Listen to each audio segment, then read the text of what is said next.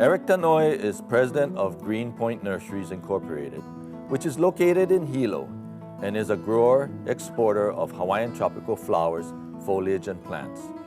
Eric is a second-generation anthurium grower, having learned his extensive knowledge from his late father, Harold Tanoy. Eric is the current president of the Hawaii Floriculture and Nursery Association and president of the Synergistic Hawaii Agriculture Council, commonly called SHAC. Eric will deliver the welcome and history of Hawaii's floriculture. Aloha kako.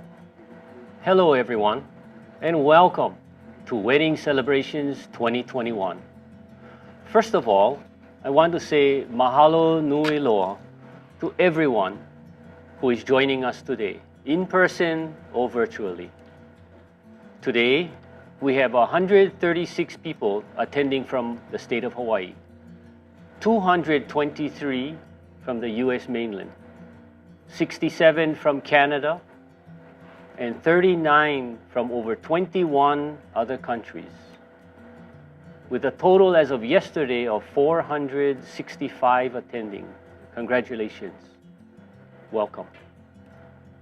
Working with the Hawaii Department of Education, HDOE, and Ms. Allison Inoue, we have extended an invitation to over 80 teachers and 3,000 students statewide to join us today. Okay, presenters, no pressure. My name's Eric Tanoy, and I'm a second-generation flower farmer from Hilo on Hawaii Island. I am the president of Greenpoint Nurseries, which was founded by my dad, Harold Tanoy. Our two sons, Chris and John, represents the third generation of our family business. I'm also the current president of Hawaii Floriculture and Nursery Association, or HFNA, the sponsor of this year's Wedding Celebrations 2021. Allow me to share with you how our industry took root in the islands. This is a short story on how our industry took root in the islands. In 1889, a son of missionaries and a prominent businessman and politician, Mr. Samuel Damon, brought the first anthurium plants to the Hawaii Islands from London to adorn his family's estate in Honolulu, on Oahu. He was known as a very generous man, and we suspect he gifted anthurium plants to his gardeners. This was during the sugar plantation era, and soon anthuriums were blooming in people's front yards, in the plantation camps. It didn't take long for the plants to spread to the neighbor islands, and the anthuriums thrived in the Hilo area on Hawaii Island. Enterprising people would go to these camps to purchase flowers for resale, and thus our cottage industry was born. People started growing anthuriums commercially, along with tropical flowers such as orchids, gingers, heliconias, and other exotic flowers and foliage, becoming now a full-fledged industry. In 1948, a small group of flower shop owners came together to form the Hilo Florist Association. They would later join forces with growers and shippers who export flowers in the state and the US mainland to form the Hilo Florist and Shippers Association. Now fast forward to 2008. The Hilo Florist and Shippers Association transformed into the Hawaii Floriculture and Nursery Association, or as we know it as HFNA, which is an umbrella group that included the potted plant and foliage industry. We are a statewide organization of over 300 members. We are made up of small family operations, and we provide jobs in our rural communities. That's our history in a nutshell, which leads me to the future of our industry. We recently got data on our Instagram and Facebook accounts. Oh, if you're not a follower, please follow us on Neotropica Hawaii. You'd be glad you did. Although the data sampling is relatively small, it gave us a window into age groups we need to focus on. Our top age group is between 35 and 44. From there, it gradually goes down in the older age groups.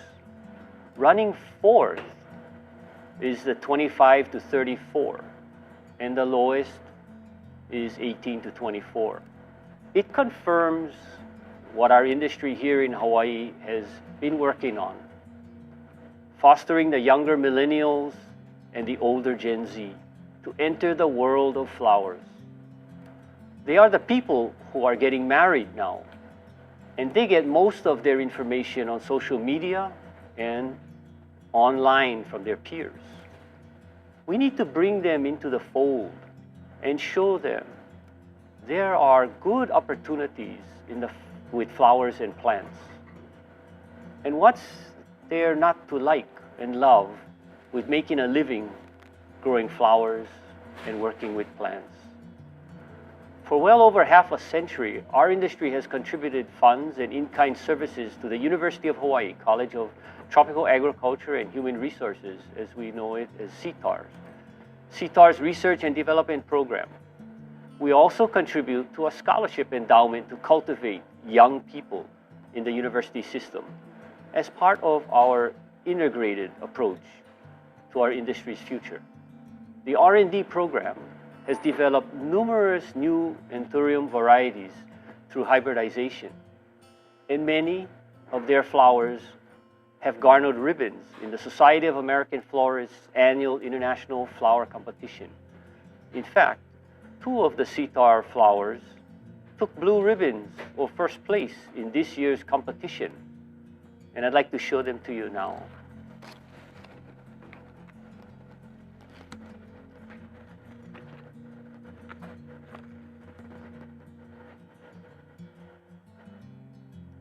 Anthurium cultivar regina, which is a large purple tulip-type anthurium, took blue ribbon this year. And this cultivar is called Maui, which also took a blue ribbon this year. Aren't they beautiful?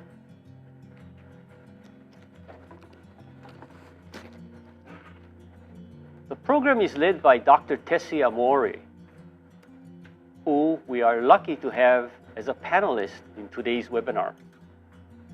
Back in August of 2016, we had a wedding bouquet workshop for researchers/scientists. The workshop was led by Hitomi Gilliam, AIFD of Canada, and Lois Hiranaga, AIFD of Maui. We wanted the researchers to gain valuable insight by learning firsthand what leading designers are looking for in flowers. And there's no better way than having them create a design under the guidance and feedback from designers such as Hitomi and Lois. Dr. Tessie Amore participated in that workshop, and since then we have watched Tessie blossom into an accomplished designer. Professor Amore recently conducted a floral design workshop for her students with tropical flowers and foliage. She is marrying the art with her science curriculum. And when you teach the teacher, new students to come will benefit. We are fortunate to have some of our students logging in to this webinar today. We recently supported virtual design workshops conducted by Julia Marie Schmidt, AIFD of Missouri, and Lisa Belize, AIFD of Wisconsin. It was under the auspices of AIFD Foundation Northwest Chapter, with Representative Kim Oldis, AIFD. Participants in these workshops were high school students and their advisors in the Future Farmers of America program at their schools. Teams from Connecticut, Georgia, Minnesota, Missouri, North Carolina, Utah, Washington, and Wisconsin were represented. We were impressed with their tropical floral designs, as were the AIFD designers who taught those workshops. And we have partnered also with Allison Inoue of Hawaii State Department of Education for this webinar. It is our great honor to host some of Hawaii's students logging in today and hope to further their education in floriculture. These are some of the efforts HFNA has made to foster the next generations. It's incumbent upon all of us to encourage, to inspire, and to mentor the younger generations entering the world of flowers. As designers, if you are planning floral design workshops, please reach out to the younger generations and host them, from researchers to farmers to designers. Together, we can help shape a vibrant future so that our industry can continue to bring joy into people's lives. Thank you for the opportunity to share with you today why we think Hawaii and weddings are a great combination. Mahalo nui loa for joining us today. Aloha.